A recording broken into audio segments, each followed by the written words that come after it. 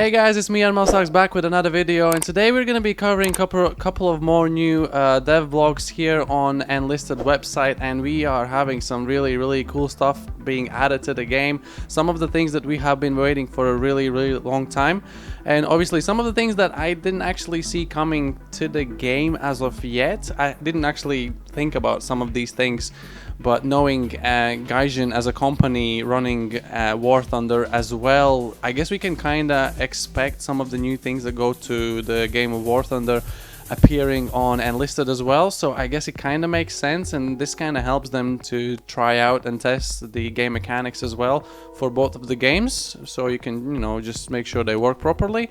And today we're going to be going over the last two dev blogs here, which first of all, the first one is the basically you can destroy terrain and create like craters from aerial bombs, which they did an update on War Thunder a little while ago, where larger size bombs exploding on the ground will create these sort of craters.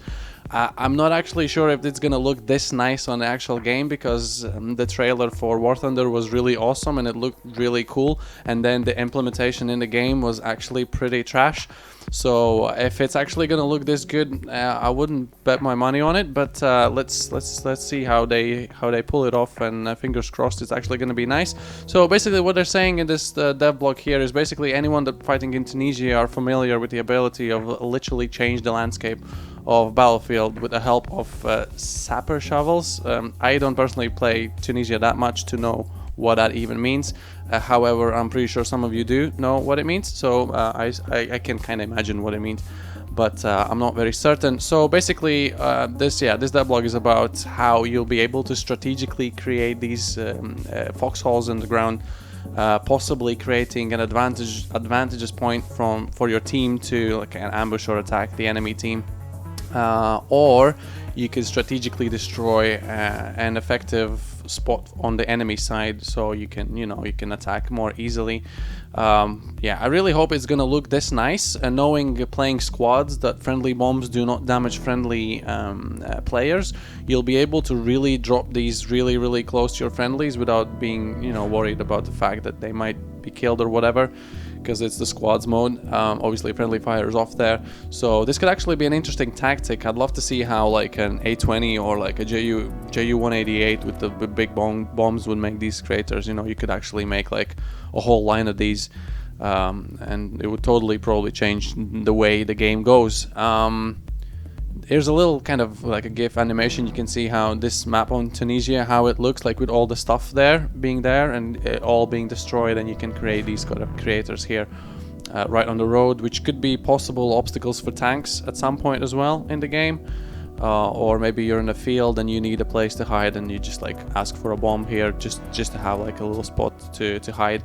Although there's probably not going to be any experience points awarded to the pilot by strategically making these foxholes, which is probably going to be a shame, but it's definitely going to change the dynamics of the game in some way, at least I hope so. You know, we're all about more strategic playing instead of just running around with your head cut off and just like, you know, another Call of Duty game. This should be more of a strategic, you know, way of playing this game. But yeah, really excited to see how this works for myself, especially because I do fly a lot of planes, especially planes with bombs. So yeah, I'm really looking forward to this feature. So here's the next dev blog, where the foxholes in the ground was something that I did not see coming into the game. Parachutes for pilots is something that we have been asking for ages, and this has been a topic we've been talking about for literally, I'm gonna say, I'd say months, even if not a half a year or more. There's been this question. We're having so many aircraft in the game and situations where you could just like jump out and still be fine. It's been so many, and it happens so often that you just like question yourself, why isn't there a parachute for a pilot? And in the upcoming update, whenever that drops, here we go. We are gonna have a parachute for the pilot, and there's actually some fairly decent points mentioned actually here on the dev blog, saying how you should equip your soldier very well, your pilot, because the chance of you being let's say the chance of you dropping out of the plane and landing behind enemy lines is fairly big, And if you're down there with a couple of grenades and a machine gun, it's like a heavy machine gun or something, then you can do a lot of damage, which sounds like actually an awesome tactic. You could literally just take out a plane just to bail out and just get yourself in a decent position, like where you wouldn't be able to get otherwise. So I can kind of see people exploiting this feature in the game. The way it's gonna work, basically you're just gonna bail the aircraft, and if you're on the map portion where it's the actual battle, you'll be able to land softly, and if you do bail the aircraft outside of the battlefield, I guess it's just gonna kind of weirdly throw you to one of the spawn points. I guess it says, and in case of jumping behind the front line on a ground battle, you will be able to appear at one of the team respawn points. I don't know how that's gonna work. I hope it's not gonna be like a clumsy, weird, just like bam, here I am. But yeah, dropping out on a parachute is gonna be a really cool thing. Now we need to push for the rear gunners for like BF-110 and like A-20, any aircraft that has rear gunners. Now we need to push for rear gunners because we got the parachute coming to the game as well. So if we're gonna get rear gunners, yes, hell yeah, the aircraft portion of the game is pretty much perfect. Let's move on, and true, this is something really fun. I'm actually gonna link the video that I made with playing an anti-tank rifle versus infantry, which is insanely fun. And I think a couple of times in that video I mentioned, oh, I've hit this guy and he had someone else behind him and I only kill one person, where this rifle is able to let's say penetrate about 45 millimeters of armor, and you would think like it would definitely go through some flesh and bones and keep on going. So and this patch here basically says that this feature is going to be enabled for anti-tank rifles. I guess you can say the collateral damage, which actually looked up the actual explanation of it's basically you let's say destroying a target that you didn't intentionally aim at. So basically if you shoot at someone and he's got his squad mates behind, you'll be able to penetrate multiple bodies and possibly have a multi-kill. So this is coming to the game, which totally makes sense. I suppose it would be realistic in a way as well. I wonder how many people you could actually kill with an anti-tank rifle. That's something for Mythbusters to crack open and find out. But yeah, this is gonna be fun. This is gonna literally give me a reason to make another video playing the anti-tank rifles. So this is gonna be insane and really fun. I can only imagine. I hope there's gonna be some new awards regards that. If you get like a multi-kill, like you get like a new medal or something, that would be pretty cool. And moving on to the last but not least, well, in a way, I guess, I don't know how often this is gonna be used in the game actually. Throw yourself on the grenade. Yeah, if you're bored enough in the battle, you can just throw yourself on the grenade.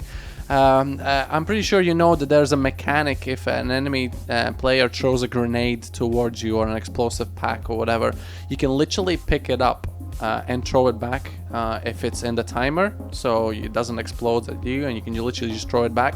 So now there's going to be a new feature where you can literally throw your own body on the nade.